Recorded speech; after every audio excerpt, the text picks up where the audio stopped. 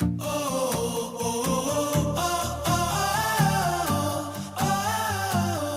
ះជាភូមិបណ្ដែតទឹកមួយនៅក្នុងទីរួមខេត្តសៀមរាបដែលនៅក្នុងបឹងទន្លេសាបថ្ងៃនេះខ្ញុំនាំបងប្អូនទាំងអស់គ្នាទៅមើលថាពួកគាត់រស់នៅលើទឹកដោយរបៀបណា